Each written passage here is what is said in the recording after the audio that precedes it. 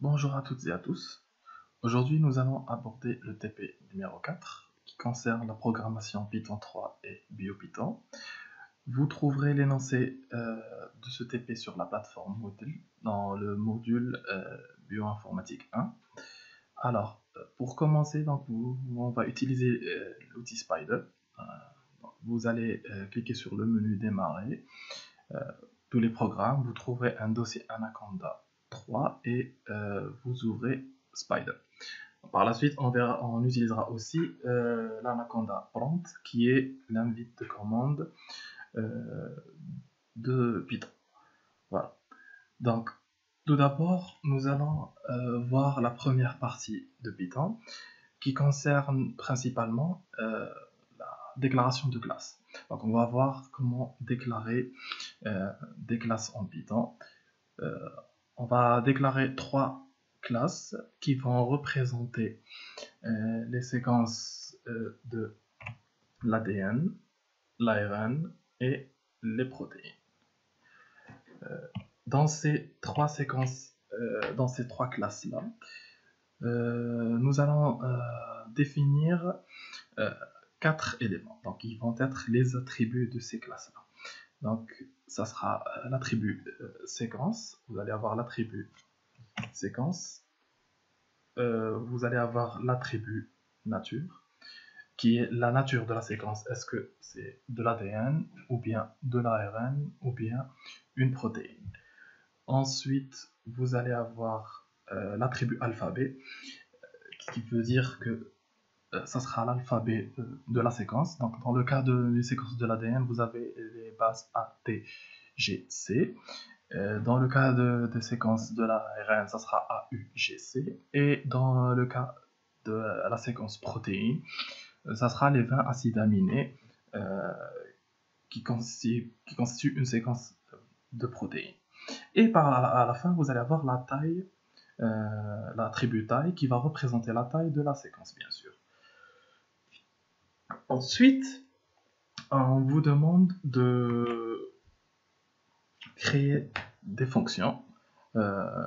Bien sûr, chaque fonction sera associée à une classe. On va décrire la fonction complément.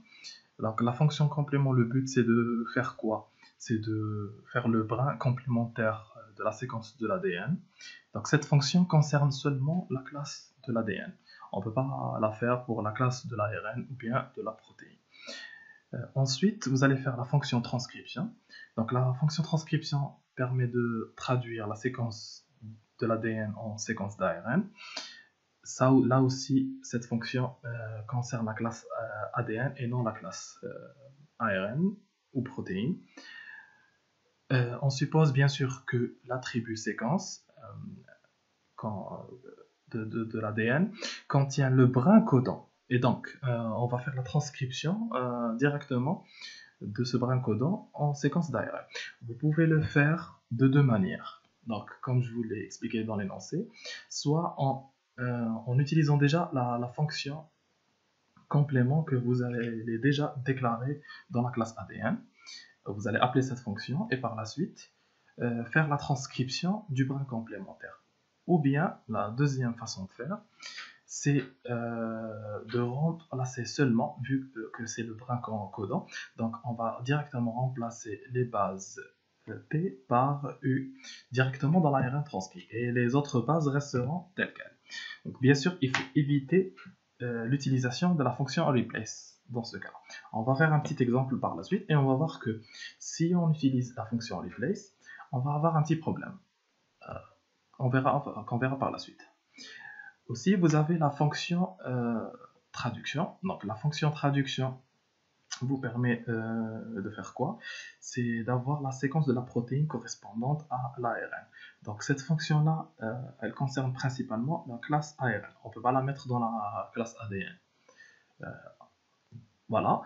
Et bien sûr, avant de faire la traduction, il faut vérifier que la séquence d'ARN introduite par l'utilisateur est multiple de 3. Donc, si cette séquence-là n'est pas multiple de 3, automatiquement, il va y avoir une erreur. dans la traduction de la séquence. Pourquoi? Parce que un codon contient 3 bases. Et automatiquement, pour terminer la traduction de la séquence, il faut qu'on ait une séquence, la taille de la séquence multiple de 3. C'est pour ça qu'on doit vérifier, sinon on va avoir une erreur lors de la traduction et la fonction ne pourra pas s'exécuter normalement. Voilà, donc ça c'est en ce qui concerne la fonction traduction. Et enfin, vous avez la fonction mutation. Donc la fonction mutation, vous pouvez la mettre dans les 3 classes, ADN, ARN et protéines. On va faire un principe assez simple. Donc c'est de changer aléatoirement une base ou bien un acide aminé et le remplacer par une autre base ou bien, dans le cas d'une protéine, le remplacer par un autre acide aminé. Bien sûr, là aussi, on doit choisir la base de remplacement, on doit la choisir aléatoirement, par exemple, à partir de l'alphabet de la séquence. Voilà, donc, qu'on aura défini dans la classe. Voilà. Et enfin, on va écrire un module exécutable, donc un programme qui demandera à l'utilisateur d'introduire une séquence et qui lui propose les différentes opérations possibles sur les séquences. Donc, nous, les opérations, c'est selon les fonctions qu'on aura définies. Donc, on lui demandera de faire le complément de la séquence, ou bien la transcription, ou bien la traduction de la séquence euh, en séquence de protéines, ou bien la mutation. Donc là, en ce qui concerne la mutation, on va faire seulement la mutation pour la classe de protéines. Pourquoi? Parce que euh, on a des fonctions, ou bien des méthodes, on va avoir des méthodes dans les classes ADN et ARN, mais la classe protéine, on ne va pas avoir de méthode, de fonction à l'intérieur de cette classe-là. Donc on va mettre la fonction mutation uniquement dans la classe protéine, pour ne pas faire un long programme. Alors, donc on va passer directement à l'élaboration de la solution, et par la suite, on passera à la deuxième partie du TP qui concerne l'utilisation du module BioKit. Alors, on passe à l'élaboration de la solution. Alors, vous ouvrez Spider et vous ouvrez un nouveau fichier. Donc, vous cliquez sur, soit vous cliquez sur le menu fichier, nouveau fichier, ou bien vous cliquez directement sur l'icône ici qui représente un nouveau fichier. Donc là, j'ai déjà ouvert un nouveau fichier. Donc je supprime ces commentaires là et je vais déjà commencer par déclarer la classe ADN. Donc on va d'abord commencer par la classe ADN, ensuite la classe ARN et ensuite la classe protéine. Donc on utilise le mot-clé classe et on va l'appeler classe ADN. Donc là, bien sûr, il faut respecter la majuscule ou bien la minuscule. Donc si vous écrivez le nom de la classe en majuscule, il faudra vous rappeler que vous l'avez défini en tant que ADN en majuscule, donc, et utiliser la même syntaxe par la suite dans votre programme. Sinon, si vous écrivez en minuscule, il faudra continuer en minuscule. Donc là, vous savez déjà que Python est très sensible à la casse. Il faut respecter quand c'est écrit en majuscule et en minuscule, surtout les noms des classes, des fonctions, des variables et ainsi de suite. Alors, donc là, classe ADN, donc, nous avons dit dans l'énoncé que nous avons plusieurs attributs, donc plusieurs éléments. Donc, on va définir ces 4 attributs-là. Séquence, nature, alphabet et taille. Donc, séquence, c'est quoi? Donc, l'attribut séquence, donc c'est quoi? C'est une chaîne de caractères. Donc, la séquence de l'ADN ou bien de l'ARN ou bien de la protéine, c'est une suite de caractères. Donc automatiquement, donc, on va la définir en tant que chaîne de caractères. C'est le type qu'on a sur Python pour définir. On peut la définir en tant que liste, mais ça sera plus compliqué à utiliser par la suite. Ensuite, nous avons quoi? Nous avons l'attribut nature. Donc nature égale. Donc là, on est sur la classe ADN. Donc automatiquement, je donne l'attribut nature ADN. Bien sûr, là, qu'est-ce que je suis en train de faire? Je suis en train de donner des valeurs par défaut à mes attributs. Je ne peux pas déclarer en Python, quand on déclare une classe et on met des attributs à l'intérieur de cette classe-là, on ne peut pas laisser des attributs vides, sans initialisation. Donc on ne peut pas faire ça. On ne peut pas faire ceci. On ne peut pas faire ceci et laisser de cette manière-là. Donc vous voyez que Python vous sort ici une remarque, une croix qui vous dit que vous avez une erreur de syntaxe dans cette ligne-là. Donc il vous dit c'est un nom indéfini. Donc pourquoi? Parce que pour lui, c'est une variable qui n'a pas de type. Donc là, vous savez déjà sur Python que le type est implicite. Il n'est pas explicite. On ne peut pas dire que l'attribut séquence est un type str ou bien chaîne de caractères. Donc là, je suis obligé d'initialiser mon attribut séquence ou bien ma variable séquence à chaîne de caractères vide. Donc là, quand j'ai mis ici, j'ai ouvert les cotes et je les ai fermés. Donc j'ai initialisé le type à chaîne vide. Pourquoi? Parce qu'au départ, c'est une classe là. Alors là, on est en train de définir la classe. Donc, au départ, on ne connaît pas quelle est la séquence de l'ADN. Donc c'est par la suite, l'utilisateur va nous donner la séquence de l'ADN. Donc on passe à l'attribut suivant, donc, qui est alphabet. Donc l'alphabet est égal à quoi? Donc là, l'alphabet, on a plusieurs caractères. Donc on a plusieurs valeurs. Donc on est obligé de sauvegarder ces valeurs-là, non pas dans un type simple, mais un type composé ou bien complexe. Les types qu'on a déjà vus dans le cours sont les listes et ainsi de suite. Alors donc là on va utiliser les listes, c'est le type le plus simple, donc le plus simple à utiliser. Donc on a A, T, G et C. Alors donc là bien sûr c'est une liste, ici c'est une liste de caractères ou bien de chaînes de caractères. Donc vous avez vu, vous voyez que là j'ai mis A en majuscule, donc libre à vous aussi de mettre en majuscule ou bien en minuscule. Mais si vous voulez travailler avec des caractères en majuscule, il faut continuer en majuscule. Si vous voulez travailler avec des caractères en minuscule, il faudra continuer en minuscule. Mais par la suite, il faudra, quand vous allez faire les tests, il faudra tester sur comment vous avez utilisé votre chaîne de caractères en minuscule ou bien en majuscule.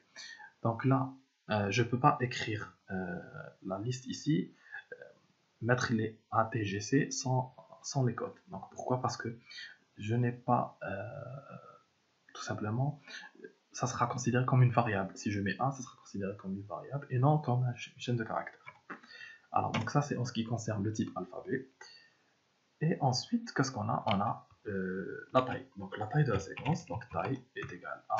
Au départ, la taille est égale à 0, donc c'est un entier. Donc je suis obligé, vu qu'on a mis ici chaîne vide, donc chaîne vide, il y a 0 caractère, donc automatiquement on initialise la taille à 0.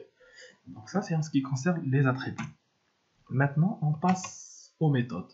Donc on a dit qu'on va mettre la fonction complément et la fonction transcription dans la classe ADN. Donc la fonction traduction sera dans la classe ARN et la fonction mutation sera dans la classe protéine.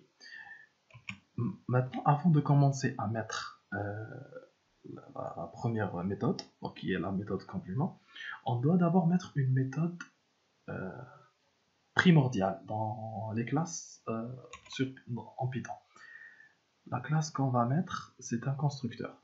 Donc, qu'est-ce qu'on veut dire par constructeur? C'est une méthode spéciale qui permet de faire quoi? D'initialiser, bien de créer vos objets, d'instancier vos objets. Donc là, on vous a dit dans l'énoncé, les objets de ces trois classes doivent être initialisés dès leur création avec les séquences introduites en paramètres. Donc, ce qui veut dire quoi? C'est que lors de la création de l'objet ADN, on doit passer en paramètre la séquence de l'ADN. La séquence de l'ADN qu'on va passer au constructeur. Donc vous avez déjà vu le constructeur, la syntaxe, sa syntaxe, comment on l'écrit, le nom du constructeur et ainsi de suite. Donc on va directement définir le constructeur. Donc def, le nom du constructeur est un peu spécial. Donc vous avez 2-8, donc def espace 2-8, init 2-8. Voilà, donc vous voyez que Spider, là, il vous aide un petit peu. Il vous donne, il a reconnu, quand j'ai tapé init, il a reconnu que c'est une fonction. Donc il a mis f, donc ça veut dire ici, il a mis f, ça veut dire que c'est une fonction. Et là, il vous donne la syntaxe init, entre parenthèses self. Vous avez vu déjà dans le cours que dans les constructeurs, on a un paramètre spécial qui est le self, qui est l'objet lui-même en question. Donc on va manipuler, donc l'objet qu'on est en train d'instancier. Donc là, je clique sur la fonction, donc je vais faire self. Ensuite, je vais faire quoi? Je vais passer en paramètre, on a dit, on doit passer en paramètre quoi? La séquence de l'ADN. Donc là, je vais mettre séquence. Donc là, je ne vais pas mettre l'attribut séquence, mais je vais mettre une variable qui s'appelle sec, donc qui va par la suite représenter ma séquence. Voilà, donc je l'appelle sec. Alors, donc, comment je vais faire? Je vais initialiser quoi? Qu'est-ce que j'ai à initialiser ici? Je dois initialiser l'attribut séquence et je dois initialiser la taille. Donc les deux autres attributs sont déjà initialisés avec les valeurs, leurs valeurs respectives. Donc là, je vais initialiser la séquence et je vais initialiser la taille. Pourquoi? Parce qu'elles sont initialisées à des valeurs par défaut. Donc là, je vais faire quoi? Self. Comment je vais accéder aux attributs? C'est avec le self. Donc j'accède aux 4 attributs de mon objet, séquence, nature, alphabet, taille, en passant par le self. Donc je fais self.séquence. Voilà. Donc vous voyez que il m'a sorti l'attribut séquence. Reçoit quoi? Reçoit sec. Et ensuite je vais faire quoi? Self.taille reçoit len de quoi? De sec. Donc là, j'ai initialisé comme on me l'a demandé dans l'énoncé. Donc j'initialise dès la création de mon objet. Donc j'initialise la séquence introduite en paramètre. Donc voilà, introduite en paramètre. Donc voilà le paramètre qui contient la séquence. Donc là, c'est la fonction constructeur.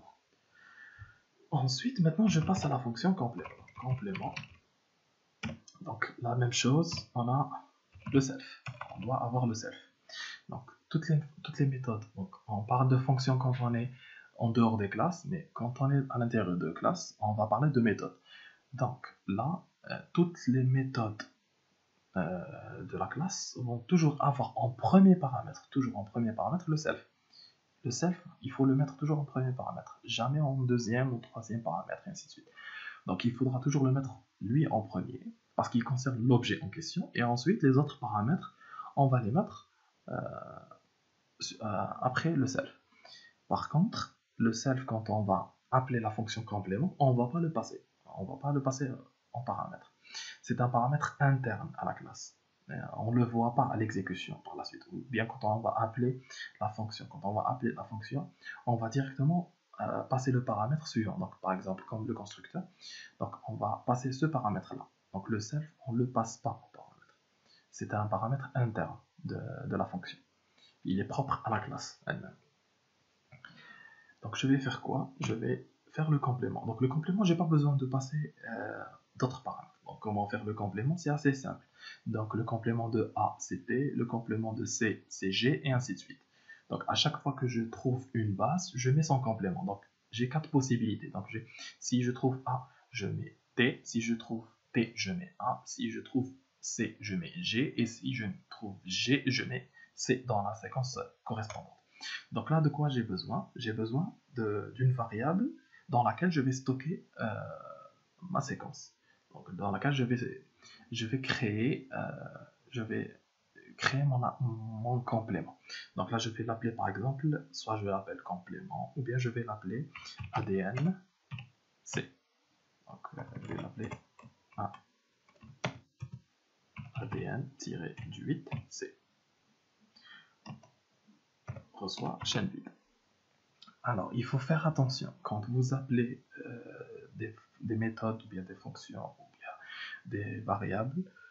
Il faut écrire le nom de la variable ou bien de la fonction en un seul mot. Donc, même si c'est plusieurs mots, donc il faudra soit les coller les uns aux autres ou bien utiliser le tiré du 8. Donc, soit faire comme ça, ADN-C, ou bien faire ADN-du-8C. Ne jamais écrire de cette manière-là. Donc là, vous voyez que là, je me suis trompé sur le ADN. Voilà, ADN, c'est. Donc regardez, là, il vous sort une erreur. Donc il vous sort une erreur, il vous dit invalide syntaxe. Ça veut dire que cette syntaxe-là n'est pas valide. Donc il faut toujours coller vos noms composés. Donc que ce soit pour les variables ou bien pour les fonctions. Donc là, regardez, il reconnaît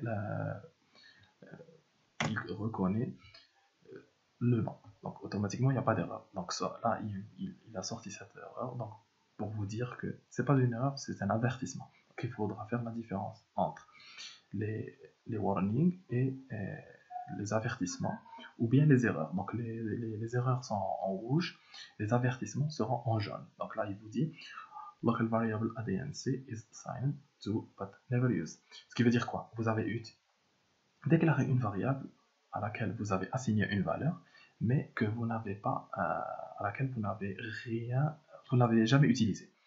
Voilà. Donc maintenant, qu'est-ce qu'on va faire? On va travailler sur la séquence. Donc on va parcourir la séquence du début jusqu'à la fin. Donc comment on accède à la séquence? C'est self.séquence. Donc on doit faire une boucle. Donc la séquence, on va accéder du début jusqu'à la fin. Donc on va boucler sur cette séquence-là. Donc on va faire for et in range de 0. Donc non, le i va varier de 0 jusqu'à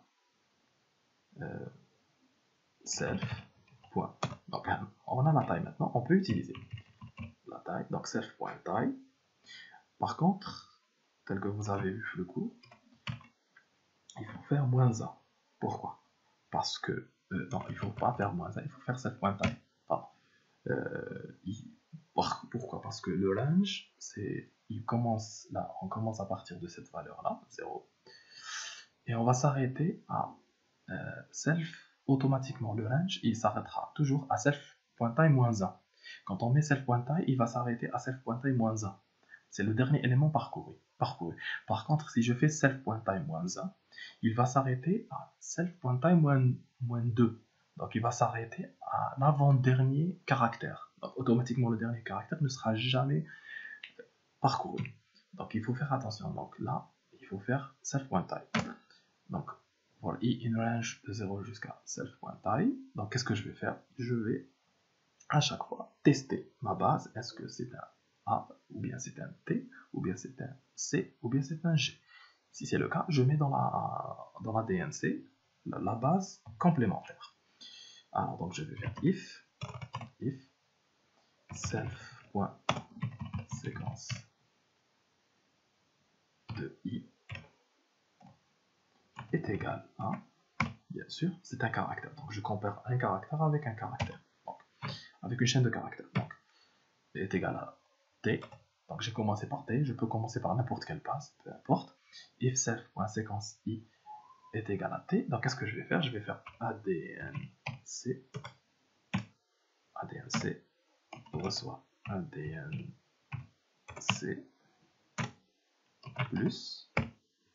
plus quoi? Plus la base complémentaire. Tout simplement. Ensuite, je passe à la deuxième base. If. Donc, il faut pas faire else, il faut faire if. Parce qu'on va encore tester. Self.séquence de i. C'est la même chose que tout à l'heure, sauf que qu'est-ce qui change? La base, le nom de la base. Voilà. Donc est égal à 1. Donc là, on a trouvé 1 dans la séquence. Donc on va remplacer par t. Donc je vais copier cette instruction et la coller ici. Et je vais changer. Donc j'ai trouvé A, je mets t. Et ainsi de suite. Donc ça va être plus ou moins simple. On va faire du copier-coller. Alors, ensuite, je passe. Elif, le troisième test, c'est quoi? Self de séquence de i est égal à quoi? À c. Qu'est-ce que je vais mettre dans mon ADNC? Je vais mettre g. Et le dernier cas, c'est quoi? Donc je peux faire aussi elif de self séquence de i est égal à g, et je mets ADNC, reçoit ADNC plus c. Mais là, je peux faire directement else, deux points. Et il ne faut pas oublier les deux points à chaque fois. Donc après chaque condition, il faut mettre les deux points. Donc vous voyez ici, if self séquence de i, deux points. Donc je mets les deux points ici. Elif aussi, il faut mettre les deux points. Et à else, il n'y a pas de condition. Puisque c'est le dernier cas, il n'y a pas de condition. Et donc il ne faut pas oublier les deux points. Si vous oubliez les deux points, vous allez avoir une erreur.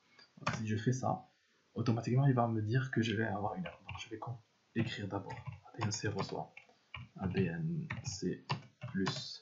Donc là, c'est le cas de quand on trouve G, reçoit C. Donc regardez, il y a une erreur ici. Il vous dit invalide syntaxe. Pourquoi? Parce que j'ai oublié les deux points. Donc il faut mettre les deux points pour éviter, pour enlever cette erreur. Voilà. Donc là, c'est le quatrième cas. Donc je peux écrire ici un commentaire, dire que je peux écrire un commentaire dièse. Je vais mettre la condition pour me rappeler que c'est la condition self séquence de i est égale à g. Voilà, tout simplement. Là, on a terminé avec la fonction complément. Donc maintenant, on passe à la fonction, quelle est la troisième fonction qu'on va utiliser? C'est la fonction transcription. Donc on a dit, on peut faire la transcription de deux manières différentes.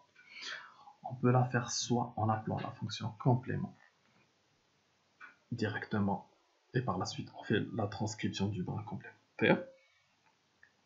Donc on fait le complément et après on fait la transcription du brin complémentaire.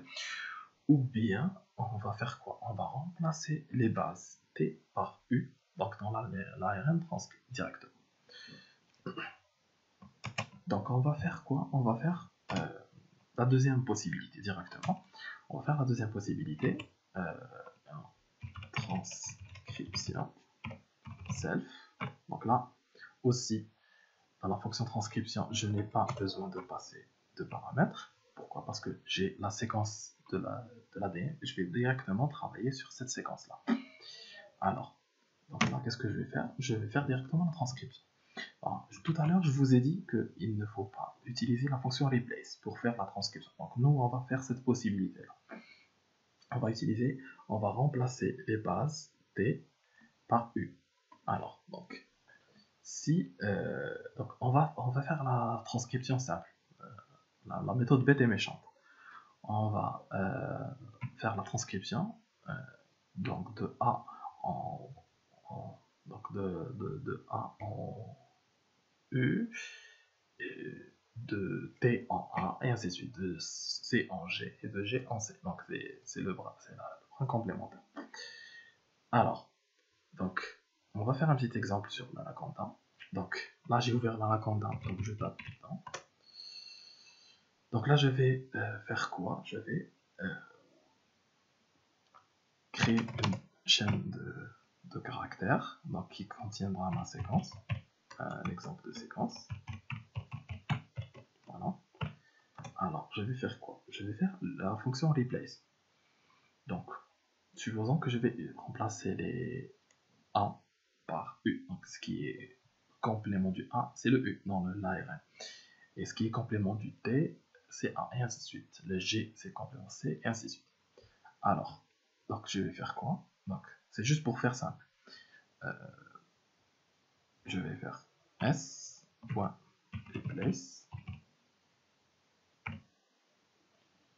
Donc je vais faire quoi? Les A. Alors, on va faire d'abord par CG pour que vous voyez réellement la différence. Parce qu'avec A et U, ça, il n'y aura pas un problème. Mais avec C et G, il va y avoir un problème. Donc je vais remplacer tous les C par des G. Voilà. Donc là, j'ai obtenu ça. Bon, bien sûr, la séquence, elle est toujours la même. Elle n'a pas changé, c'est juste que j'ai obtenu ça. Donc je vais sauvegarder la séquence dans, par exemple, je vais l'appeler ARN, une variable ARN. Je vais faire s.replace, c'est par G. Voilà. Donc dans la variable ARN, j'ai quoi? J'ai ça. Donc qu'est-ce que j'ai fait? J'ai remplacé tous les C par G. Maintenant, qu'est-ce que je vais faire? Je vais remplacer. Donc j'ai fait C par G. Donc j'ai donné la base complémentaire. Maintenant, je vais faire les G par C. Le contraire. Le complément des G. Mais là, je vais avoir un problème. Donc j'ai les C qui sont devenus des G. Ils vont redevenir à nouveau des C. C'est ça le problème qu'on va rencontrer. Donc je vais faire ARN. Soit ARN. ARN. Point. Replace. G par C. Regarde. Alors je vais avoir, regardez, qu'est-ce qui s'est passé. Donc voilà ma séquence initiale. Donc j'ai A, T, G, C, C. Il y a deux C. Donc ils sont devenus A, T, G, G, G. Donc les deux C après le premier, le G, sont devenus G. Et là, regardez, tous les G sont devenus des C, y compris les G qui sont les G qui viennent des C. Donc là, c'est un problème. C'est pour ça que je vous ai dit, on ne peut pas utiliser la fonction replace. Il y a une petite astuce à faire, mais je vous laisse le soin de la trouver. Comment on peut pallier à ce problème-là. On peut pallier à ce problème-là en utilisant une petite astuce. Donc c'est comme l'idée de, de mettre la valeur de x dans A et la valeur la valeur de x dans y et la valeur de y dans x. Donc, il faudra faire quelque chose pour pouvoir toujours garder l'ancienne valeur et la mettre dans la nouvelle variable. Donc ça c'est en ce qui concerne le replace. Donc je reviens maintenant sur le spider. J'ai dit qu'on va utiliser la méthode de remplacement des T par des U dans l'ARN transcrit. Donc qu'est-ce qu'on va faire? Donc directement ARN, donc on a ARN, on reçoit lui. Donc qu'est-ce qu'on va faire? On va utiliser le replace ici. Donc on ne peut pas utiliser le replace, mais on va utiliser. Donc on vous a dit de ne pas utiliser le replace dans ce cas-là. Alors, donc qu'est-ce qu'on va faire? On va tout simplement faire quoi? On va travailler de la même manière que le complément. On va travailler de la même manière que le complément en faisant quoi? En cherchant tous les T et en les remplaçant par des U, tout simplement. On peut le faire avec le replace, mais je veux que vous sachiez faire pour que vous sachiez utiliser les boucles. Donc, qu'est-ce qu'on va faire? On va faire c'est la même boucle que tout à l'heure, donc je vais directement faire copier, coller, donc for i in range de 0 jusqu'à self.type. Je vais faire quoi? If self.séquence est égal à double égal, puisque c'est une comparaison, est égal à t. C'est ce qui est demandé, donc tous les t deviendront des u. If self.séquence est égal à des ARN, soit ARN plus u. Voilà. Il faut faire attention, on ne s'arrête pas ici, parce que si on fait ça, on va perdre le reste de la séquence. Donc, toutes les autres bases restent telles quelles, sauf les T qui deviendront des U, puisque là, on a dit qu'on est sur le brin codant. Donc, automatiquement, quand on fait quand la transcription se fait, donc toutes les bases restent les mêmes, sauf que les T deviennent des U, tout simplement. Alors, là, on va faire else, donc deux points, ARN, reçoit ARN plus self.séquence. Voilà. De i. Voilà. Tout simplement. Donc là, on a fait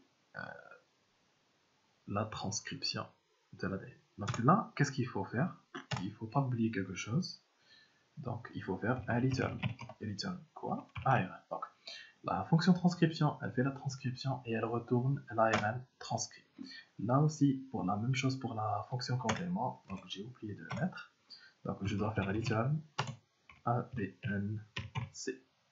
Voilà, tout simplement. Donc bien sûr, il faut faire attention quand vous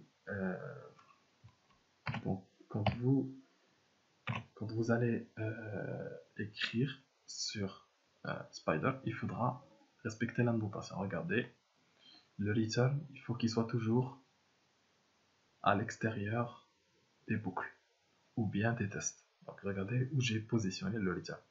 Il est au même niveau d'indentation que le for. Il n'est pas à l'intérieur. Parce que s'il est à l'intérieur, il va s'exécuter à l'intérieur de la boucle et il ne va vous retourner que le premier caractère transformé. Donc voilà, tout simplement. Donc il faut faire attention. Donc là aussi, regardez, il est au même niveau que le for. Donc il est à l'extérieur du for et à l'extérieur du else. Voilà, donc il est au même niveau. Donc c'est la dernière instruction qui va s'exécuter avant la fin de la fonction. Voilà, tout simplement. Donc là, on a terminé avec la classe ADN. Donc on va passer à la deuxième classe qui est la classe ARN. Voilà. Donc la classe ARN de la même manière, donc ce sera les mêmes attributs. Donc je vais faire copier-coller. Donc on a séquence, ADN, ARN. Et là, la seule base qui va changer, c'est le U, TU.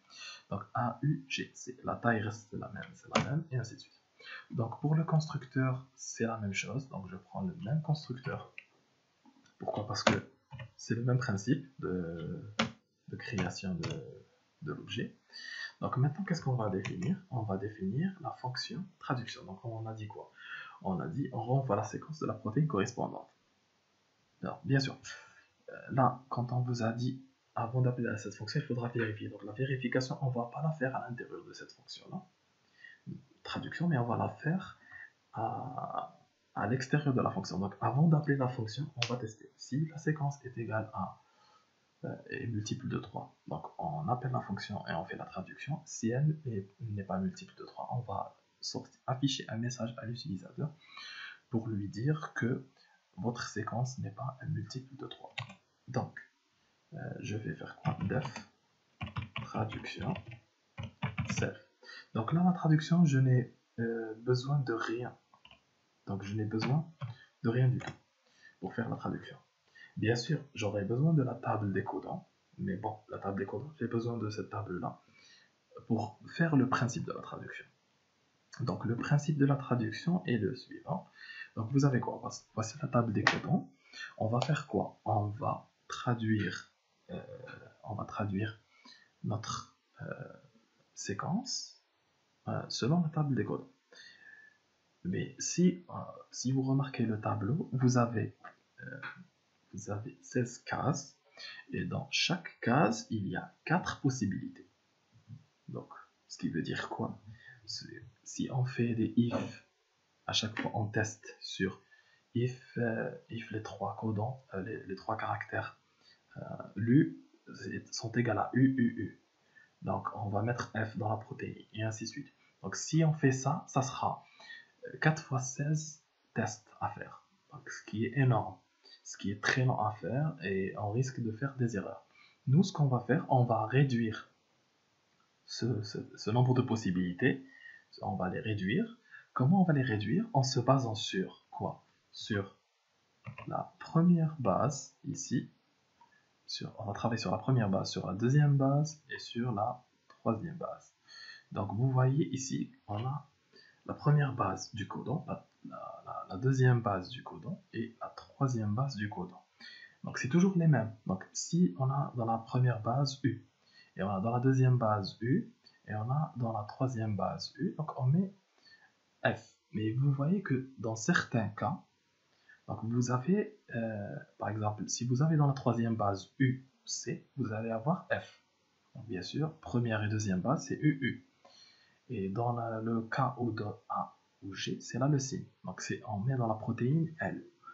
Donc automatiquement, on voit que dans certains cas, on a des tests qu'on peut réduire, qu'on peut ne pas faire. Par exemple, ici, quand on a dans la première base C, ici, quand on a dans la première base C, et quand on a dans la deuxième base U, peu importe la troisième base qui est en vert ici, peu importe, on aura toujours là le signe. Donc, je vais tester sur la première base, je vais tester sur la deuxième base, Et la troisième base, je ne vais jamais tester. Pourquoi? Quel que soit, si j'ai C dans la première base et U dans la deuxième base, je mettrai toujours le signe. Donc, je mettrai toujours N dans la protéine. Donc, il y a certains cas où quand on va éliminer. Donc, automatiquement, quand on va parcourir la séquence par multiple de 3. C'est pour ça que je vous ai dit, il faudra tester si la séquence est multiple de 3 pour pouvoir faire la traduction. Donc là, on va parcourir la séquence par 3. Donc on va commencer par 0, ensuite on va passer à l'élément 3, qui est le premier caractère du deuxième codon. Ensuite, on passe à 6 et ainsi de suite. Et ainsi de suite, et ainsi de suite, jusqu'à la fin de la séquence. Donc comment on va faire ça? On va écrire, on va parcourir, donc on va faire protéine, une variable protéine, reçoit chaîne vide. Donc là, qu'est-ce qu'on va faire? On va faire une traduction simple, on ne va pas chercher le codon start. Donc on va directement lire à partir du début de la séquence. On ne va pas se compliquer la vie, on va faire la traduction directement à partir du premier codon de la séquence. On va le traduire. Donc on ne va pas travailler sur le codon start. Maintenant, on va voir si on tombe sur le codon start, on va arrêter la traduction, tout simplement. Alors, donc pour faire la traduction, donc on a dit on doit parcourir par multiple de 3. Donc for i in range. Donc là, comment on va faire de 0? Self.type comme tout à l'heure. Et là, qu'est-ce qu'on va faire? Donc regardez ici, vous avez la première valeur ici, c'est le start, c'est un entier. Et le stop, c'est un entier. Et vous regardez, vous pouvez avoir un troisième paramètre. Vous pouvez mettre un troisième paramètre qui est quoi? Qui est le step. Step, c'est quoi? C'est le pas. C'est combien on va avancer dans la boucle. Donc, combien on va avancer. Donc là, nous, on a dit qu'on avance par pas de 3. Donc 0, ensuite 3, ensuite 6, ensuite 9, et ainsi de suite. Donc automatiquement, on va mettre 3 ici. Le pas, c'est 3. Donc voilà, donc j'ai mis 3. Et le i, à chaque fois, il va avoir l'indice du premier. Donc on va avoir l'indice du premier, toujours de la première base. Donc ça, c'est quoi? C'est le i. Vous allez avoir le i. Donc ça, c'est le i. Donc ça, c'est le i. Donc la deuxième base, c'est quoi? C'est le i plus 1. Donc c'est le i plus 1. Et la troisième base, ici, c'est le i plus 2. Voilà. Donc ça, c'est le i de la boucle. Ensuite, si on veut parcourir la deuxième base, donc c'est le i plus 1, et pour la troisième base en vert ici, c'est le i plus 2. Donc à chaque fois quand on veut tester, on va faire self.séquence de i, self.séquence de i plus 1, self.séquence de i plus 2. Donc on va faire le travail. Donc on va faire quoi? For, plutôt if, self, on va commencer par le i plus 1. Self.séquence de i. Donc là, on est sur le i est égal à quoi? Donc, on revient sur le tableau. Donc, ça, c'est le i. Donc, on a dit que ça, c'est le i. Donc, c'est notre i. Voilà, c'est notre i. Donc là, qu'est-ce que je vais faire? Le i, il va varier.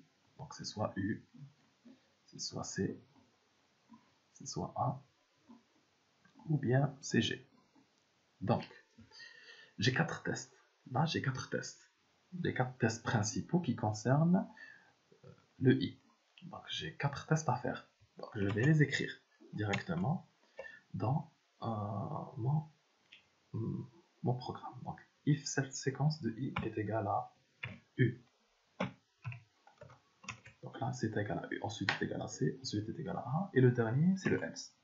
Donc là, je vais faire quoi? If cette séquence de i est égale à u.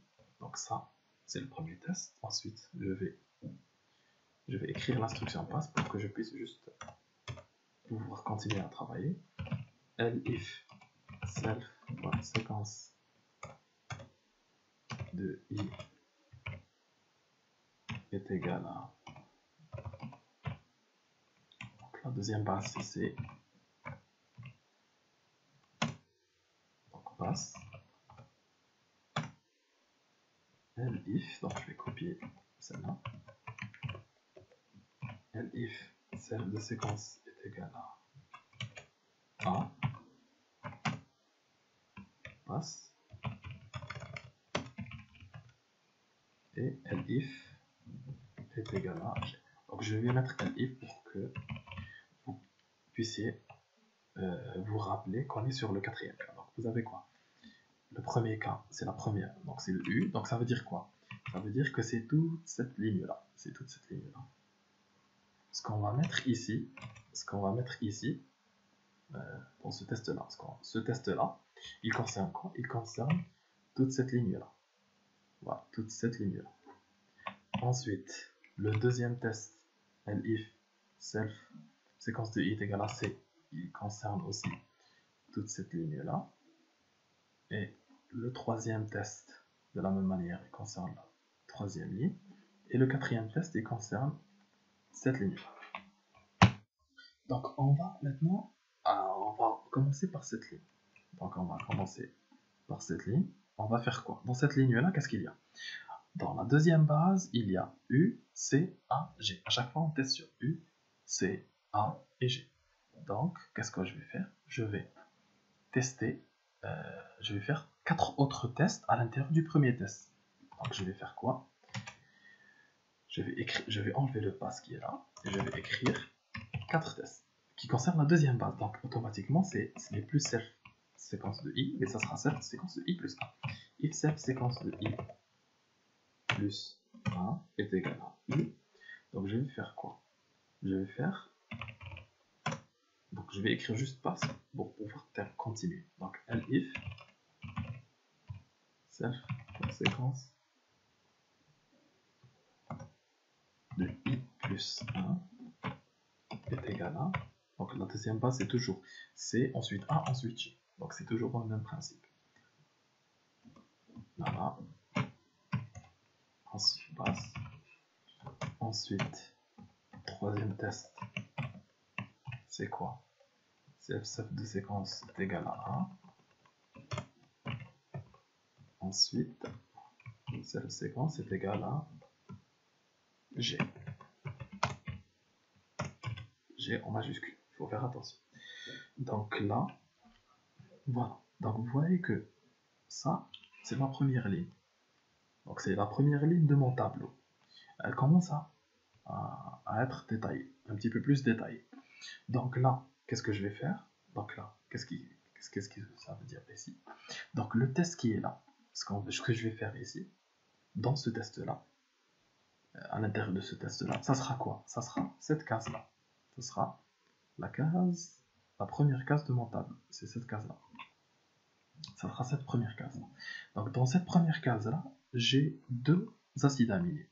Donc quand j'ai dans la troisième base U ou C, donc j'ai la phénylalanine, donc je mets dans ma protéine F. Et dans le cas où j'ai A ou G, je mets L dans ma protéine. Donc j'ai deux tests à faire. Donc je n'ai pas 4 tests à faire, mais plutôt 2 tests à faire. Donc vous allez voir comment on va réduire ces tests.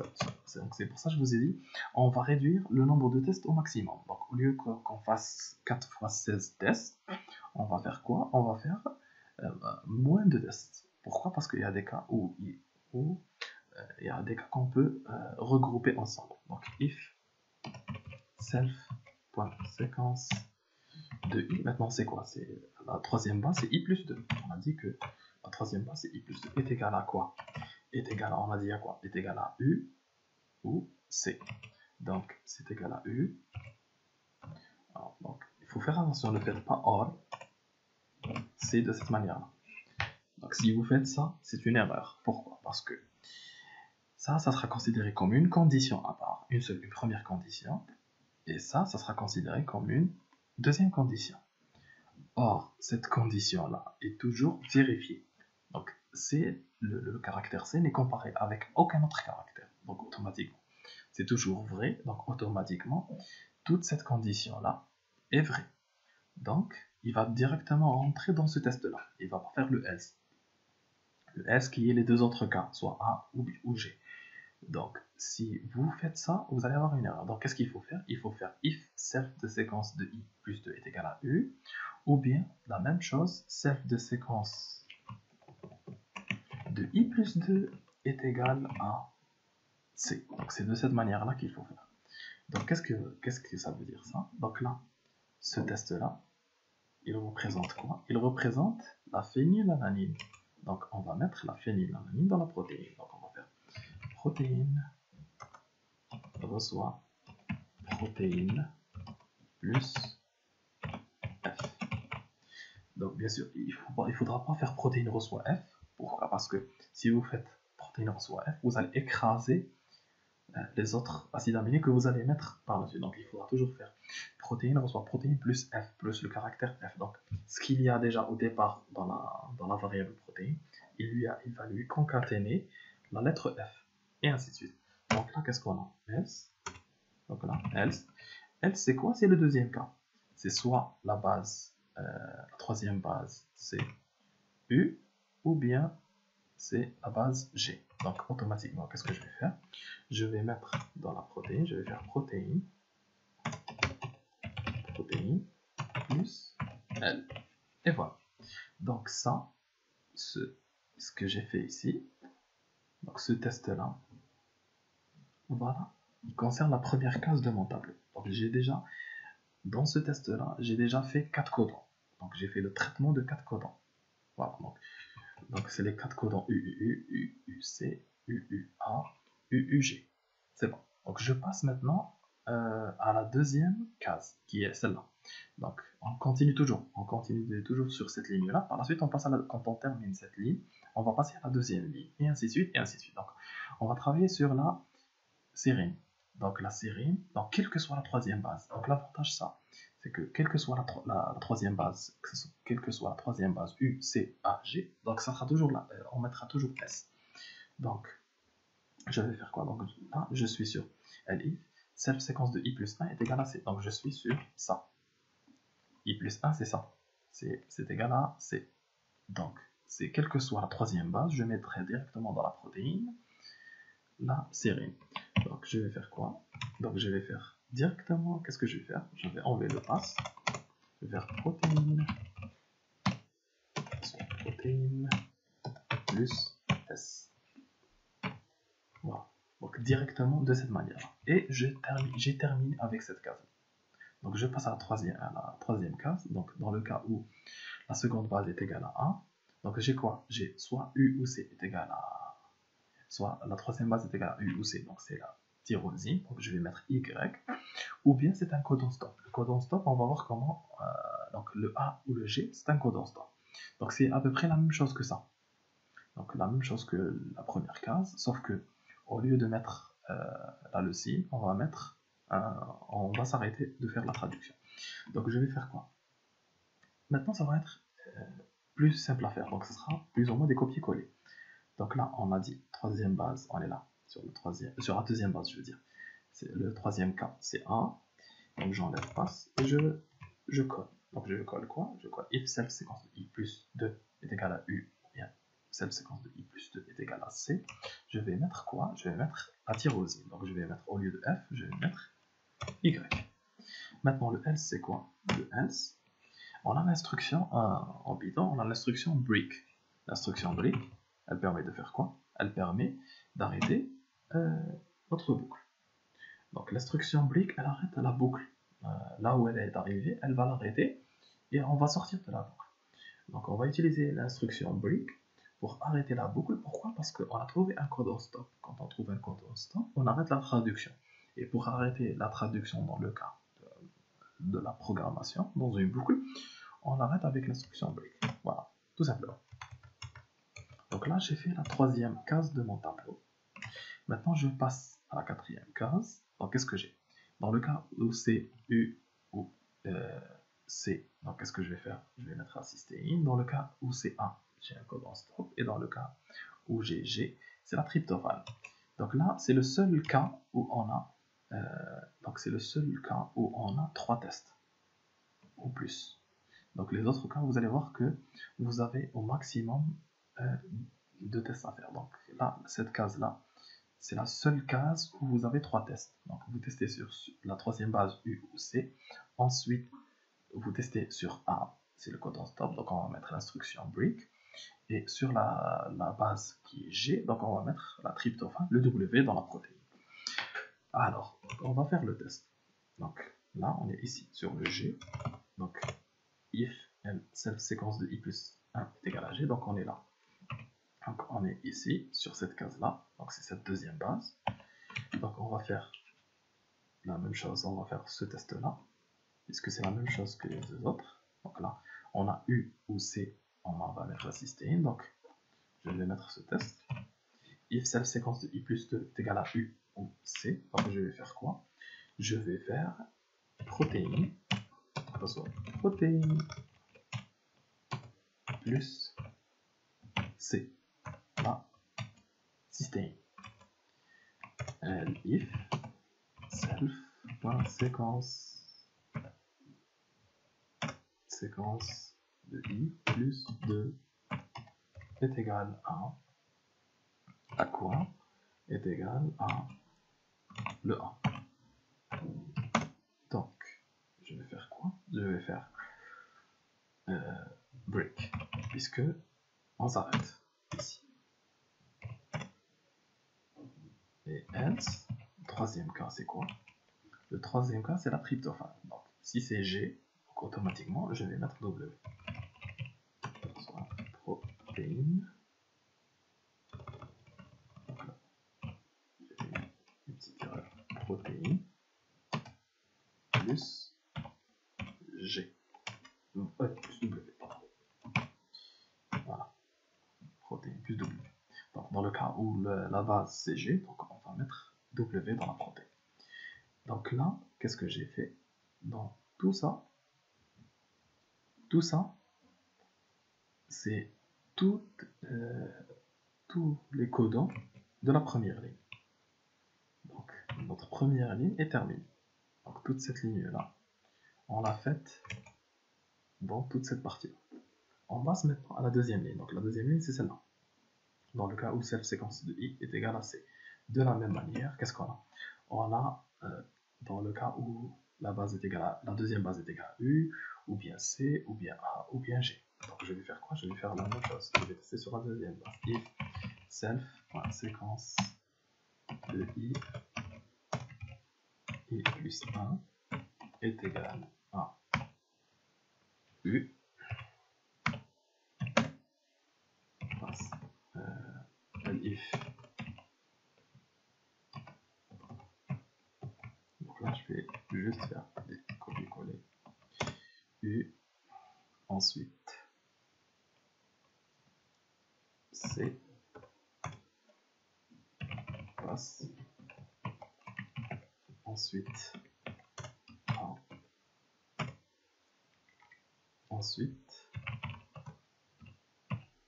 else. Ensuite, on a dit qu'on écrivait elif, ensuite G, donc pour qu'on puisse se rappeler.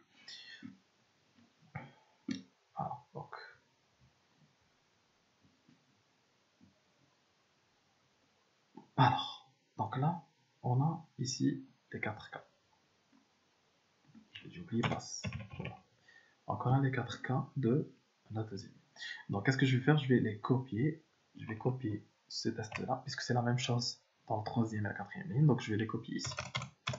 Voilà, donc je les ai copiés ici. Et je vais les copier dans la dernière ligne. Donc pour que je ne fasse pas à chaque fois la même saisie. Donc là, je passe. Je reviens sur si self séquence de I plus 1 est égal à U. Donc on a qu'est-ce qu'on a? Self séquence de I est égal à C et self séquence I plus 1 est égal à U.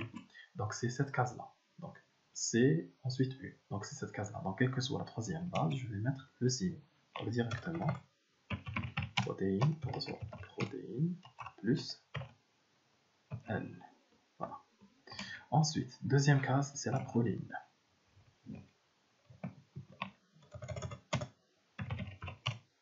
On reçoit protéine plus P. Ensuite, troisième case, c'est quoi?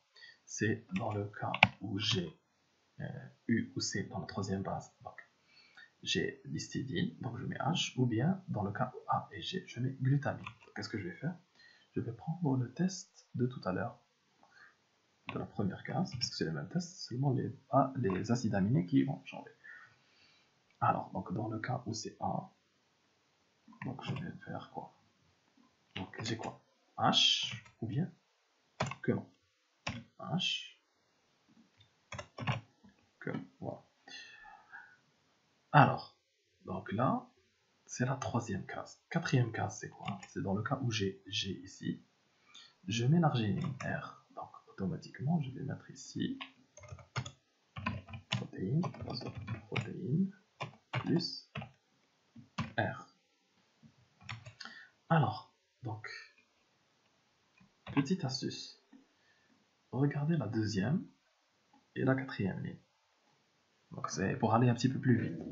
Donc, regardez la deuxième ligne et la quatrième ligne. Elles se ressemblent.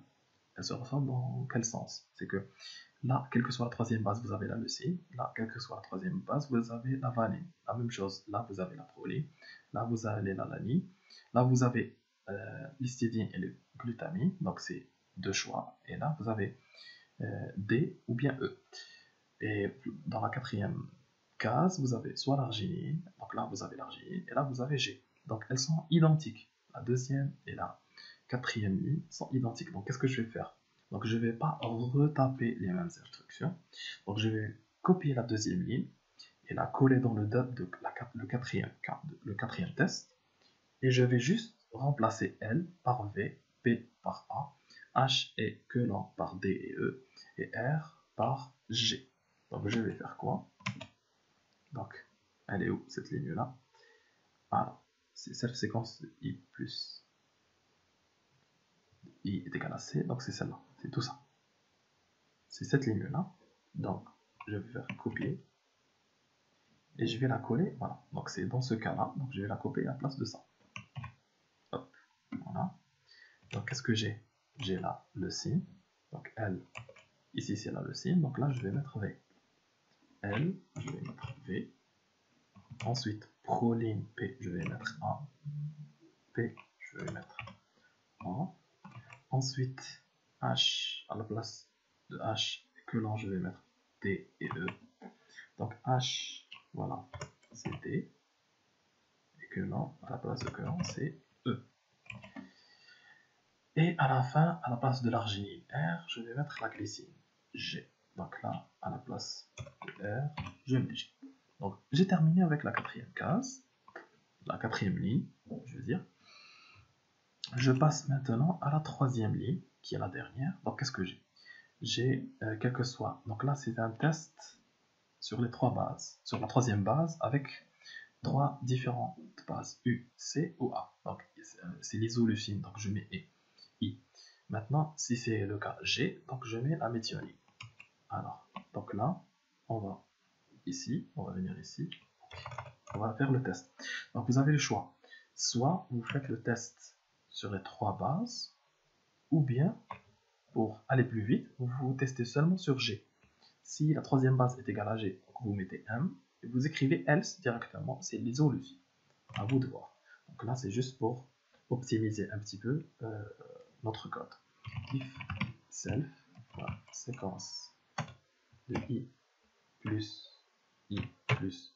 2 est égal à G, deux points, donc protéine, protéine, plus quoi? Plus 1. Là, méthionine. Else, protéine, plus, tout simplement. C'est juste pour aller un petit peu plus vite, au lieu d'écrire le test sur les trois bases qui sont là, on a juste testé sur G. Ensuite, le else, c'est ce cas-là. Maintenant, on passe à la deuxième case. Donc, quelle que soit la troisième base, c'est toujours T. Donc là, directement, protéine, soit protéine plus T.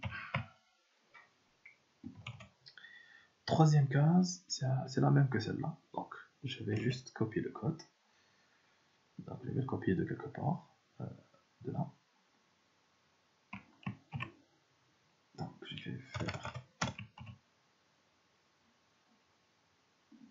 Ça sera quoi? Donc, soit N, soit K. N, ou bien K. Et la dernière case, c'est la même chose. Donc, c'est un test. C'est une sorte de test. Donc, c'est soit S, soit R. Donc, c'est soit S, ou bien R. Et voilà. Donc, on a terminé. On a presque terminé notre traduction. Donc, il faudra juste faire quoi? Donc là, faire le return. Return protéine. Il ne faut pas l'oublier. Voilà. Donc, il faut faire attention aussi, le return, il faudra qu'il soit indenté de la même manière que, voilà, je vérifie, voilà, c'est la même indentation. Donc, je remonte, voilà, c'est la même indentation, c'est bon. Donc, il est indenté de la même manière à l'extérieur de la boucle for. Donc, ça, c'est en ce qui concerne notre classe ARN. Voilà. Donc, maintenant, on passe à la troisième classe, protéine. Voilà, j'ai écrit protéine avec P majuscule. De la même manière, donc la protéine, j'ai les mêmes attributs.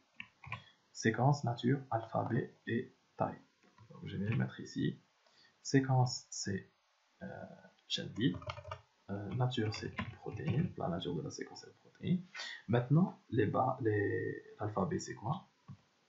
Donc l'alphabet, c'est pas la même que les autres. Donc c'est les 20 acides aminés. Donc pour les saisir, une façon, si on ne les connaît pas, une façon très simple de les faire, c'est de taper l'alphabet qu'il y a donc, sur le clavier et de supprimer les caractères, de ne pas écrire les caractères qui n'existent pas dans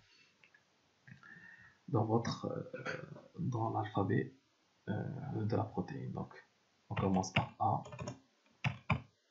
ensuite il n'y a pas la lettre Z, ensuite R, ensuite et ainsi de suite. Donc là, je vais écrire selon les caractères qu'il y a dans mon clavier. Y.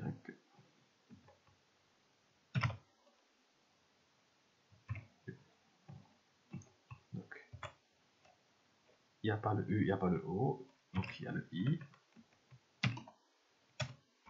P,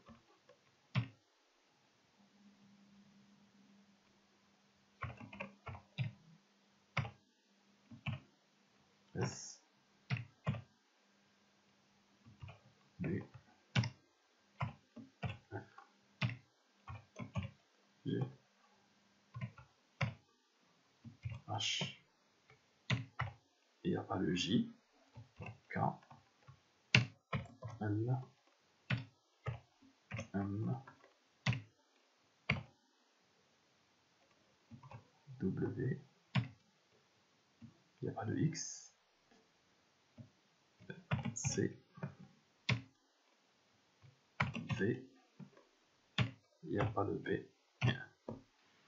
Donc normalement, c'est bon. Donc, on a écrit les 20 acides aminés. Donc ça, c'est en ce qui concerne l'alphabet de la protéine. La taille reste la même. Alors, le constructeur, donc c'est le même que les deux autres classes. Donc, on va faire copier-coller directement. Voilà. Et on passe directement à la mutation. Donc, def, mutation, self. Voilà. Donc, donc, la mutation, soit on donne à l'utilisateur la possibilité de choisir une position à muter, donc de donner lui-même la position à muter, ou bien on peut le faire totalement aléatoirement. Donc on choisit une position dans la séquence à muter, ensuite on choisit l'acide aminé de remplacement, lui aussi on va le choisir aléatoirement. Donc qu'est-ce qu'on va faire? On va utiliser un module, donc on va utiliser une fonction d'un module de mathématiques. Donc, il utilise les chiffres aléatoires, les nombres aléatoires. Donc, ce module-là s'appelle le module random. Donc, on va importer le module. Donc, plutôt, il n'y a pas de from, puisque c'est un module de Python. Donc, on va faire directement import random. Alors, donc là, on a importé le module random. Dans ce module random, il y a une fonction qui s'appelle randInt. Donc, cette fonction-là, qu'est-ce qu'elle permet de faire? Elle permet de prendre un nombre, de tirer un nombre, de tirer aléatoirement un nombre d'un intervalle, d'un certain intervalle qu'on va définir. Donc, on va faire par exemple n reçoit random. Comment on va appeler la fonction? C'est le nom du module random.randInt. Voilà. Donc, qu'est-ce qu'on va faire? Random.randInt. Donc, je vais tirer un nombre aléatoire de l'intervalle 0 jusqu'à 10 par exemple. Voilà. Donc là, le n, c'est quoi? C'est 4. Donc si j'exécute à nouveau la même instruction, je vais avoir 5, et ainsi de suite. Donc à chaque fois, c'est un nombre aléatoire. Donc je refais la même instruction, 0, et ainsi de suite. Donc vous voyez là, n, 2, et ainsi de suite. Donc là, elle tire un nombre aléatoire d'un intervalle qu'on définit dans les paramètres.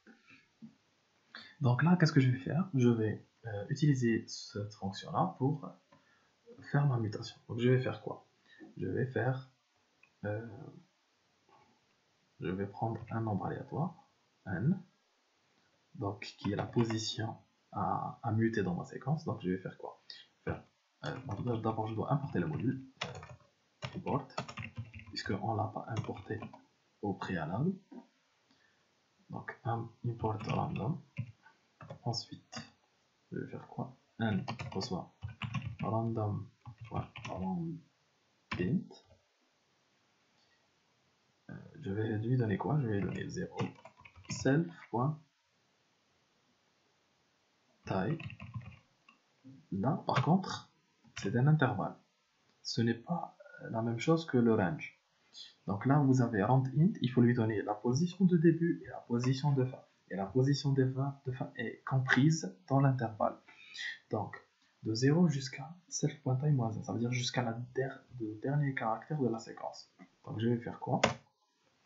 Donc là, normalement, j'ai obtenu une position aléatoire, donc dans la variable n.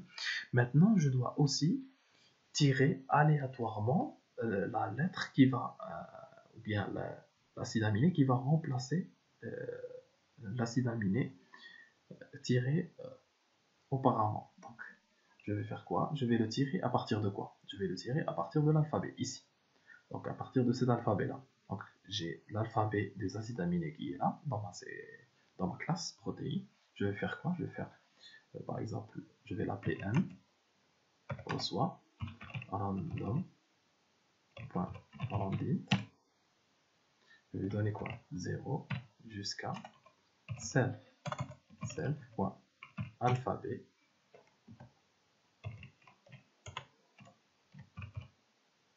Alphabet. Donc là, self.alphabet, je vais faire len de self.alphabet moins 1, tout simplement. Pourquoi? Parce que on a ici aussi, c'est une liste, donc pour avoir la taille, moins 1, donc la position de A ici, c'est la position 0, et la position de N ici, c'est la position, la taille de la liste, moins 1. Donc là, la taille de la liste, c'est 20, donc là, la position de ce dernier caractère dans la liste, c'est 1, le N, c'est 19. Donc de 0 jusqu'à 19. Or, j'aurais pu écrire directement ici 19, mais là, je veux faire quelque chose de général. Dans le cas où, par exemple, je modifie cette liste-là, j'augmente, je supprime ou j'ajoute d'autres caractères, donc ça va automatiquement être adapté ici.